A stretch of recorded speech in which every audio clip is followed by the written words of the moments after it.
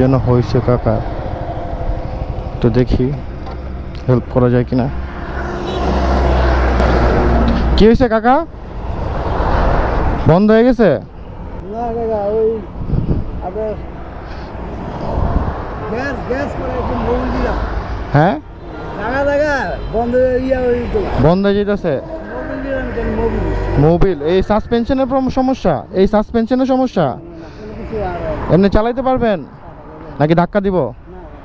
আচ্ছা, সমস্যা হলে বলতে পারেন।